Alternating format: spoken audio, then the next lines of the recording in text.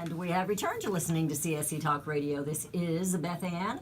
I wanted to mention to you something that we're doing different now. We're just learning, but we're doing a YouTube channel. So the monologues, the last 2 or 3 shows, have been videotaped. And they are on the YouTube channel.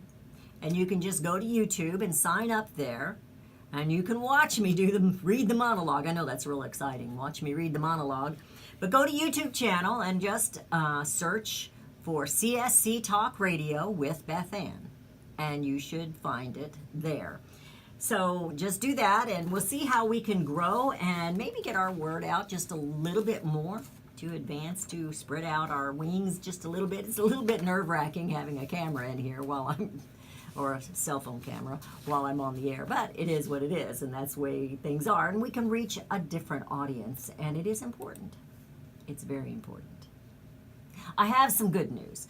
You know how I am about drinking my coffee, and I have my coffee every morning with you, the brew that is true, we say. Well, this is a study that came out. It says coffee and a longer life are linked. A study of nearly 500,000 British adults showed with coffee drinkers having a lower risk of death over 10 years than abstainers, even for those who down at least 8 cups a day. I thought that was pretty good news. The apparent longevity boost was seen with instant, ground, and decaffeinated results. Oh, decaffeinated. Results of the echo of U.S. research, because we have research in it. It's supposed to be the best for you in the first 20 minutes of the brew, is what I've read before.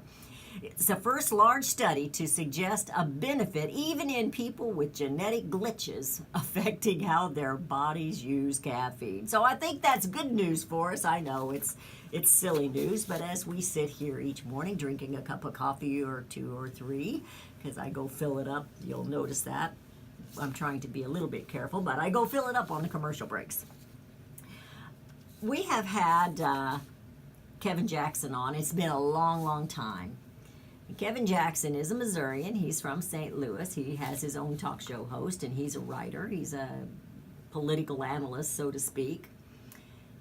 Came from a pretty bad family situation, and somehow this young, I call him young because to me he's young black man, family man, became conservative. So he's not well liked by certain people in the political arena. And he doesn't always appreciate what some of them say either. And he's pretty upset with Maxine Waters. And Kevin has kind of a humorous way of how he puts things. But Maxine Waters, as you know, has declared war, so to speak, on anyone who's in the President Trump's administration. She decided that they don't deserve to have any peace when they eat, any peace when they shop, no peace whatsoever. They need to be constantly harassed. This is calling for something that is near stalking. And harassment and stalking are against the law, Maxine.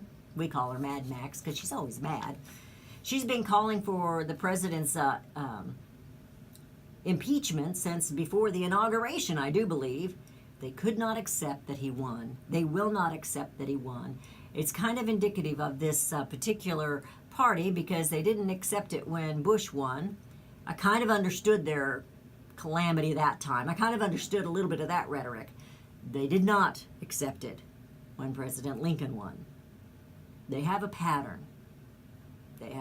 Well, Maxine now is canceling her public appearances, and she's blaming President Donald Trump because he's been telling everybody what Maxine, Mad Max, has been saying, and she thinks he's called for violence against her, and she just can't take it. Well, the truth is, even her own party is upset with her.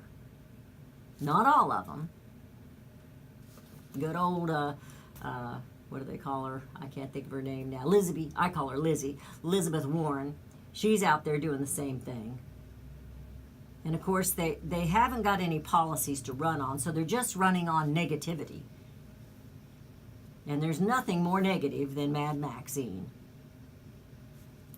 So she's canceling them, but she's blaming She's blaming the president. Of course she's blaming the president. It's his fault that she's angry. He's doing things that don't please her.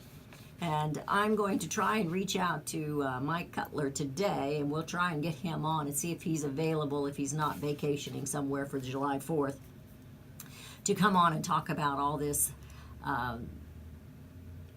with the immigration and the destruction. They want to do away with ICE. I want him to chime in on that. So we're going to see if we can't get him on. So I'll do that this afternoon when I get off the air. This is a sad story, but it has a decent ending, I guess you could say. It's coming from Newsmax. The oldest veteran in America, he's 112 years old. But the sad part is he's been robbed of both his savings and his identity, according to family members.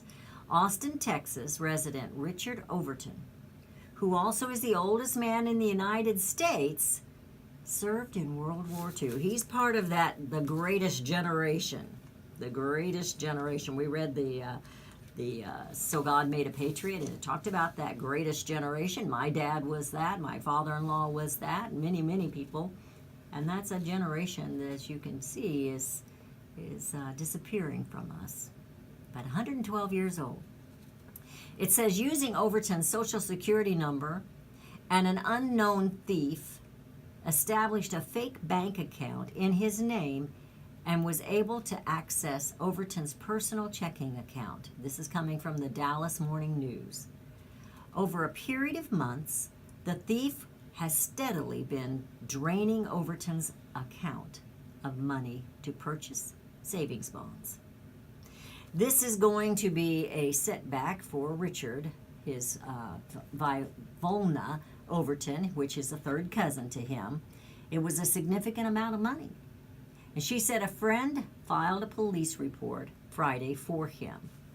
Thankfully, it said, Overton's bank account is separate from his GoFundMe account set up in his name from December 2016 for his care. The account has raised nearly $434,000 as of Monday afternoon. Now think about this. We have to raise a GoFundMe account to take care of a hero.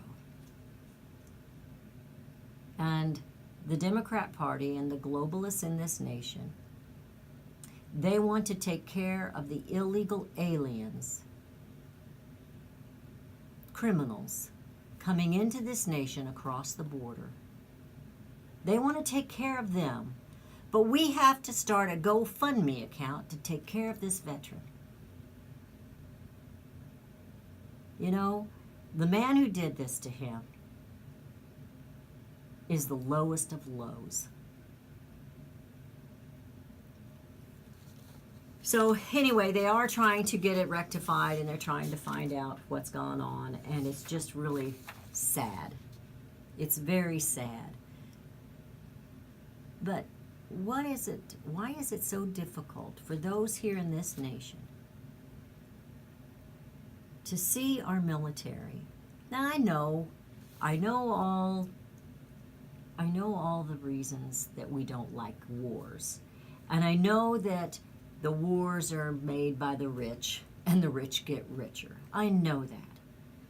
But these military, they give up their lives, and they serve a nation to keep it safe. This man was part of the greatest generation. Once again, America rose up above all odds. 112 years old. And somebody decided to rob his bank account. And I bet he didn't have a whole lot. I mean, he's probably been saving all his life, but he probably didn't have a whole lot of money. And yet, we want to take care of aliens who come across this border illegally, but not our own who fought so sacrificially, gave up parts of their lives.